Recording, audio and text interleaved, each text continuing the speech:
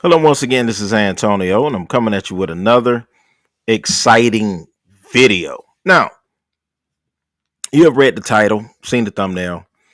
Migrants stormed a city hall meeting demanding decent housing.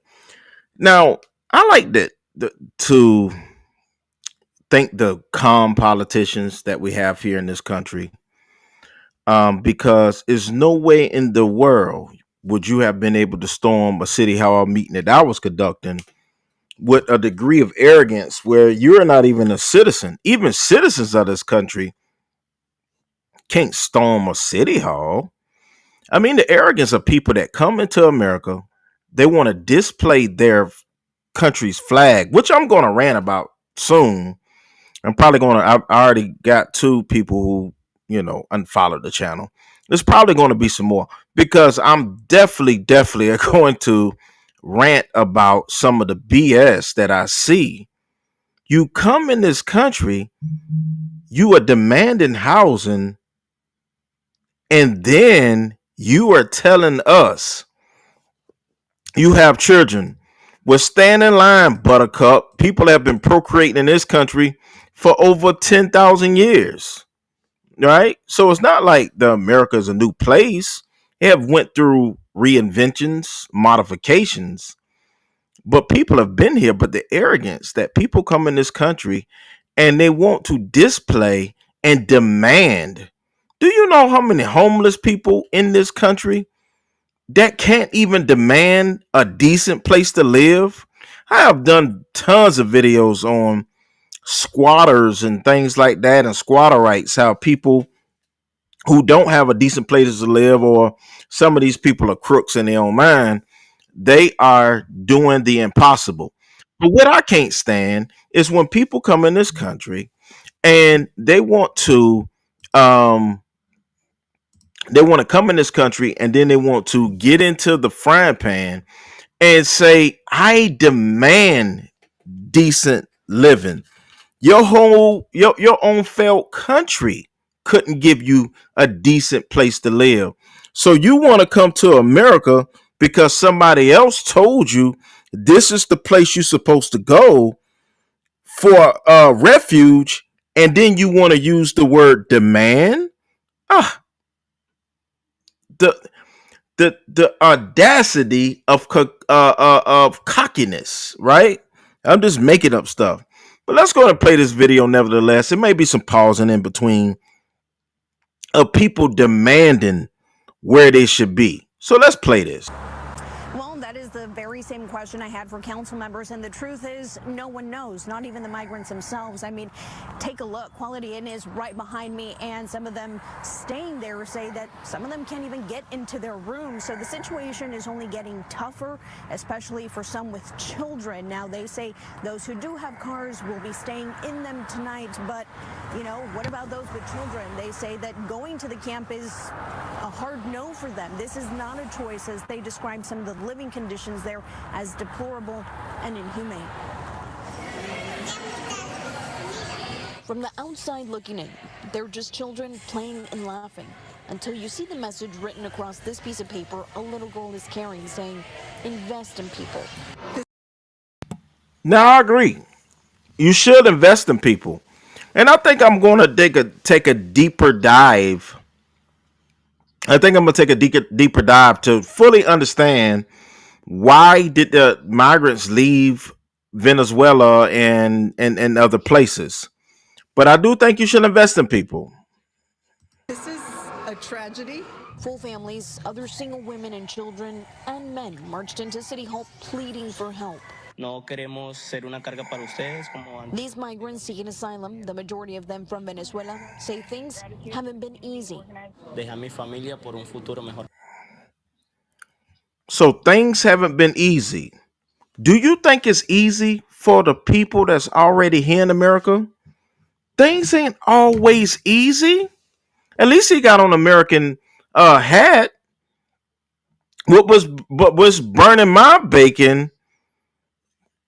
What's burning my bacon is the people that's standing in the American City Hall holding up a failed country's flag of Venezuela, and thinking that we should have compassion for a flag that we don't even recognize.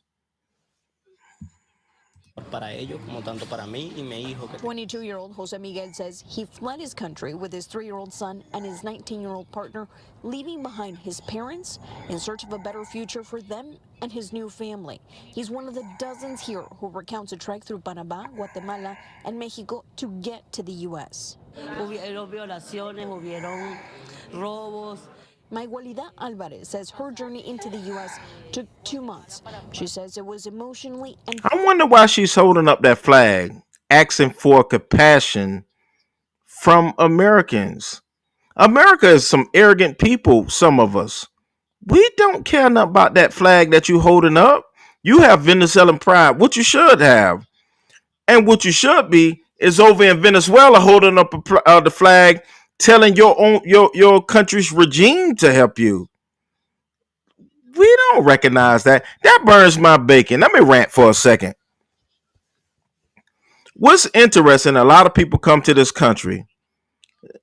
They finally get into the country, but they refuse to pledge allegiance to a country that you want citizenship to. And then when you see people ride around, you see hanging from their car the flag of their country. You would never see the flag of America, even though America has gave you refuge, has given you asylum. You still won't pledge allegiance to an American flag. physically painful as she crossed rivers and forests, witnessing rapes, theft, and death. Parte fue una alegría porque tenía ya 8 meses sin ver a mis hijas y a mis nietos, volver a reencontrarme con ellos. In tears, the 47-year-old says it was all worth it when she arrived in Seattle on December 15th and was reunited with her daughters and grandchildren after 8 months. Both migrants ended up at the encampment at this church in Tequila. Fortunately, they say an organization helped several dozen families. They rented rooms at the Quality Inn in Kent, giving them more privacy and warmth as they moved them away from tents. No se ha cancelado, nosotros debemos desocupar hoy. Si hoy no se cancela. The roof over their heads is now at risk as migrants say they were told the motel hadn't been paid for in at least 15 days. With nowhere to go, they turned to Seattle City Council. Que no den la única ayuda que necesitamos, 2-3 meses. They pleaded for emergency funding to extend their stay at the Quality Inn while their immigration status is reviewed and can work to provide for their families. These families say it's difficult to return to the encampment. También de la muchacha que dio a luz, las ratas, la mala condición del frío. Jose Miguel alleges a woman delivered her baby at the camp. The area was infested with rats, and withering the elements was very tough, especially for children. This is clearly a crisis for this refugee community, but it is a crisis that has been longstanding in the state of Washington, and we have to get serious about addressing the housing issue. All right, so Right now, migrants are let's dive into the next video. Refugees at Tiggio demand help with housing, healthcare, and job services. So let's get this right. You done came into the country, you done crossed the hurdle, but it's the demand that gets me.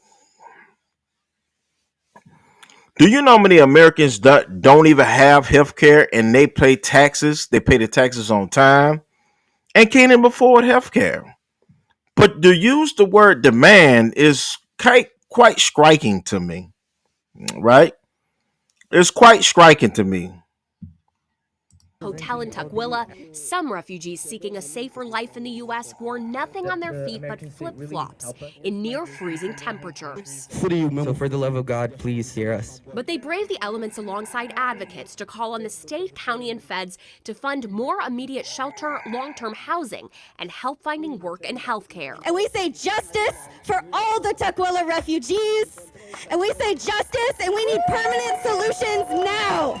Riverton Park United Methodist Church has been sheltering refugees for months, at one point around 400.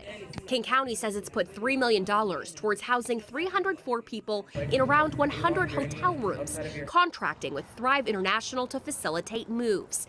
The Department of Community and Human Services began moving people in mid-November, prioritizing pregnant people and families with young children. But the church says there are still hundreds in need. Donations paid for many of them to stay in hotels during severe weather, but that is set to end.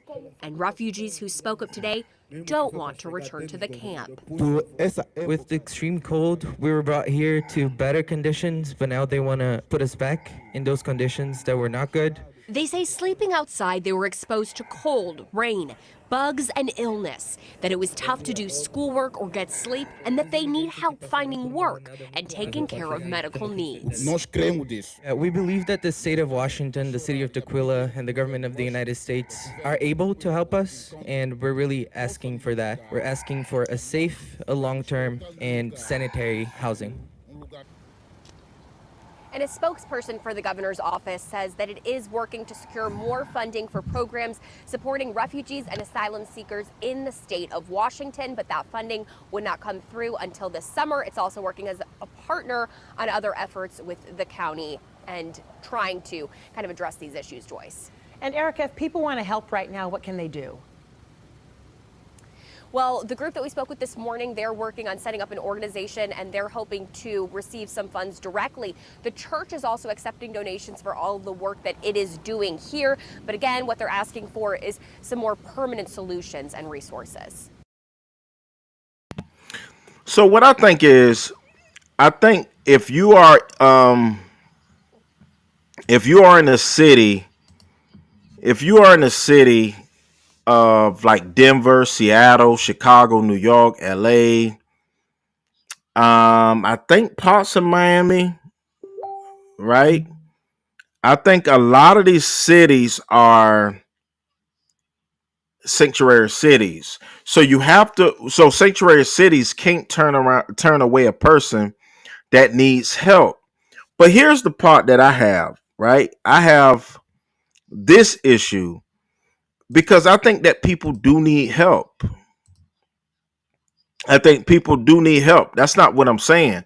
And I'm not against helping people. But what burns my bacon is it's the cockiness and the arrogance. When you use the word demand, you came upon a country. Just think about it. You pop up to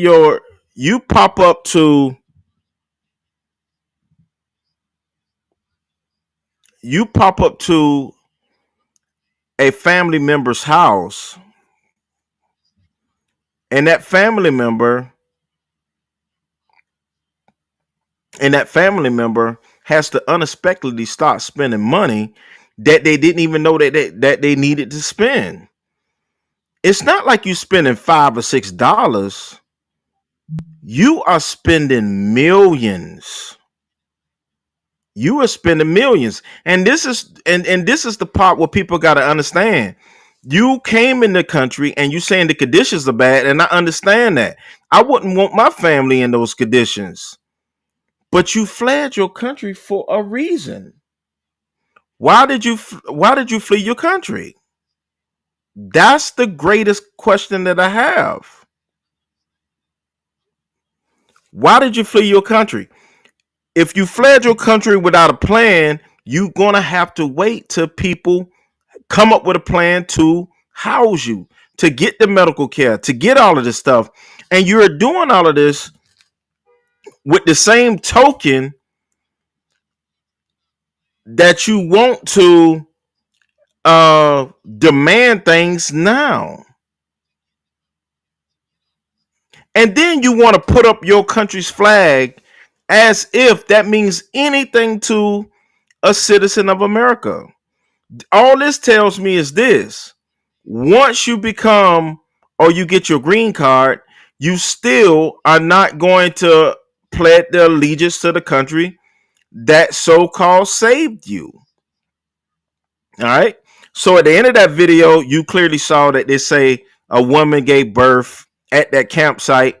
So that child is now an anchor baby, meaning that child is now an American citizen. But I'm going to do another video in the future how about so much. It is so much going on in the world. You cannot not be on your P's and Q's, but you got to come with a certain degree of calmness and meekness if you want people in America to help you. We're not in a rush when you banging on the window of City Hall to making demands, and then you got your flag up in our face as if that means anything to an American. It means nothing. It means something back in your home country. Just like if I go back to your country, I couldn't go to your country and seek asylum and demand housing. Y'all look at me like I'm crazy. Nevertheless, this is Antonio with Team Tiggio. Please like, comment, subscribe, as we'll be coming to you with more videos in the future. And once again, we will see you in the next video.